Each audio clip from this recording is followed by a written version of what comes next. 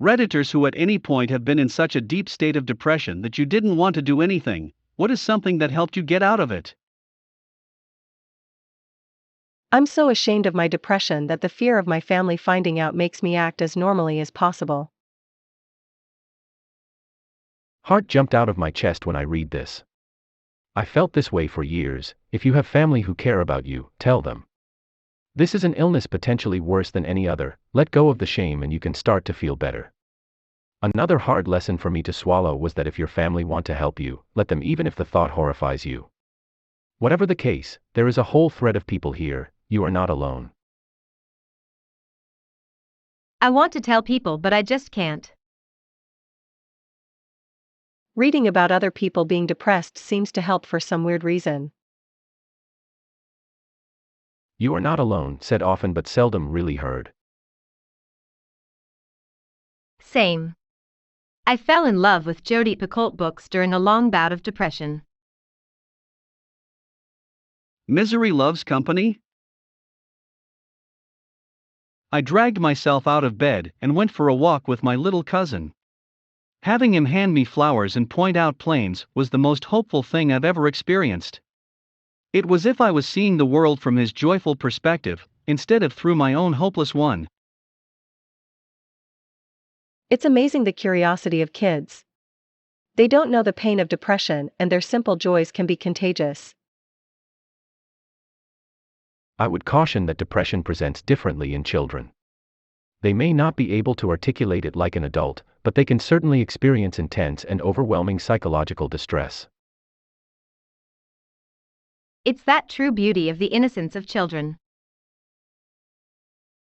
I commit myself to brushing my teeth every morning. I tell myself I don't have to do literally anything else all day, but this one tiny, easy thing I have to do.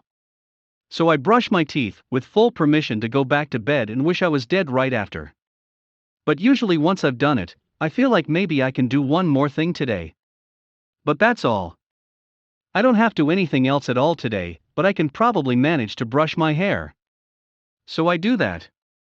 And I just keep doing tiny, easy things, and when I can't do any more, I already gave myself full sincere permission to call it a day. So I lay on the couch and wish I was dead, and sometimes while I'm doing that, I'll think of one more tiny, easy thing I can do, and I'll do that, and maybe a couple other things. I want to be clear that it's not about tricking myself into being productive.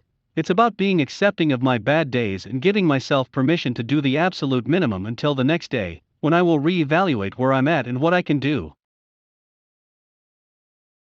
I did something similar, but I can't do the same thing cause it will cause me to get bored and fall out of habit because the lie I tell myself is what's the point if everything else falls apart. So I made a list of tasks that needed to get done, numbered it and rolled a die every when I felt I could do something. That way more stuff got done and there was less time between things like showering, dishes, laundry, etc. Build a tiny bit of momentum, then when you can roll again. Eventually I got enough done that I added call a therapist to the list. One super important thing with this. If you roll the die and it lands on a 4 and you were really hoping for a 6. Do the 6th thing. More often than not I was hoping something would happen than forcing myself to do something else. Implement that change really kicked me into high gear. I've read about a similar idea, but haven't tried it myself. But you have 3 lists, one for tasks that take very minimal energy, one that takes a little more, and one for higher energy / mentally healthier days, and for each item you give it a corresponding time. Easy task might be just washing your face, and for 3 minutes. Medium task might be sweep or vacuum the floor for 20 minutes. When you give yourself some time in the morning to evaluate how you're feeling in the morning, you can then decide which list fits your mood and roll a dice to do an activity for the allotted time. Then just relax and maybe you'll feel like doing another later. Similarly, you could just have 3 jars with strips of paper inside so you don't have to mess with the dice. This is great. And it's good to recognize when you need to take a mental break. I saw an article online about depression recently, and how to find ways to work around the lack of motivation. The lead example was this woman who couldn't wash the dishes because of the energy it required, so she just didn't do it, and it piled up. The suggestion was just run the dishwasher twice or something like that. Don't worry if you think a dishwasher can't be run twice. Find little things that work for you to keep life moving along. My trick has always been having a million pairs of underwear, so if I don't feel like doing laundry, I can go a really long time, but still have clean underpants. Edit, found the link. Dealing with depression, advice to follow at your lowest. mamamia.com.au. At first, my son. I had to get out of bed, he couldn't take care of himself as he was way too young. 2,5/3 years old, but it got worse and worse and worse. I realized it was very bad when he came up to me with his toy car and I had absolutely no energy or desire to even say oh yes. Car. What eventually helped was being dragged to therapy by my aunt. Jave had therapy for 2 years. After the first session I went home with one specific idea from my therapist and it helped me most. I put a journal next to my bed and forced myself to write any good thing about / for the day. It started with 30 pages of one line, made breakfast for me and son. Gradually there were 2 things, made breakfast for me and son got dressed.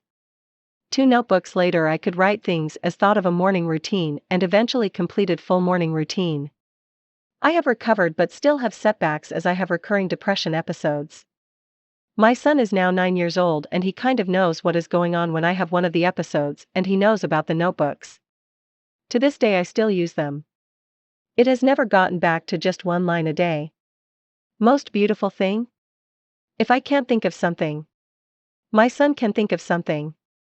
I have even come across some things he wrote down for me without me knowing. They're like secret little surprises to find at night. Those are the best motivators. Edit, holy crap, this comment exploded. Glad to see people might find this helpful. Thanks all. Learning to feel again can help. Sit in the sun and feel the warmth, even if just for a minute. Listen to the wind in the trees or choose a single song and do nothing else while you do it. Eat something without reading or looking at your phone. Stretch gently. Really using your senses again can help remind you of the joy of being alive. I did a mindfulness course which took us through these things. We did a whole session just slowly eating food and experiencing it. It was one of the best things I have done when feeling down. Years ago, I was contemplating suicide. Did not want my son to find me. Got an appointment and got on meds. About 2 or 3 years later, my son's father passed away from a stroke and/or heart attack. My son is the one who found him. I hope you and your son are doing well today. My dog. Somebody has to take care of her. I feel like dogs help you live in the moment. Yeah, they really do. Especially if you've got an active, routine-oriented dog like I do. She isn't about to let me forget walks or dinner time, and she wants me to play with her all the time. This kinda just put it into perspective how my dog reacts to me. I would say I have situational depression. Sometimes things will set me off for a week or 2, but I can usually come out of it with some work. My dog notices. I mean, I take him out way less and don't play or smile. He knows when I smile though. When I start to come out of it and take him to a dog park and actually smile at his attempts to pick up sticks, he gets so excited and bounces around and throws sticks at me. He notices when I smile and now I'm crying. Now I'm crying too. Thank you for sharing. I feel this. My dogs are the same, they know. My dog has helped so much with my anxiety and depression. I would see him just living in the moment and started making attempts at savoring the moment when I felt good. A nice breeze on a hot day, cute baby animals, a nice sunset. And then I discovered mindfulness, which led to practicing gratitude and loving kindness. I wanted to have more energy to play with my dog, so I paid better attention to my diet. The way I used to before I developed a chronic illness. My dog is one of my biggest motivators. Similar, fostered a cat with medical needs. Had to wake up on time for her meds. My two dogs are honestly the only reason why I interact with people on the daily, and have gotten to know and befriend some of the people in my neighborhood. On the days I feel my worst, having to get up and walk them sometimes makes all the difference in my mood, at least temporarily. Also, Snuggles. Sleep until I wake up and feel it again. This worked for me. Took me a month of just sleeping, eating, napping, eating, shower, and sleeping cycle, but it worked. How did you support yourself during that month? That was my question. Like, yeah, if I could just take some time to recuperate, I'd also not feel so depressed. The human equivalent of turning it off and back on. Forced myself to see a DR and get on meds. Dido. I cannot progress in even the smallest ways without medication. I've been back on my meds for 2 months, and am finally getting the urge to exercise after living on the couch in a depression/rage haze for all of 2020. Reading books, mostly fiction, and escaping reality. Don't mind me, I'm just here looking for tips. Same here, my friend. Sucks, doesn't it? Most definitely. I feel like a zombie that's just watching life pass by and wondering when I'll feel alive enough to partake again. It's even worse at the moment with all the COVID lockdowns. Keep your head above the water, dude. We will get through this somehow. Good Lord. It's weird seeing someone put into words exactly my life and feelings right now.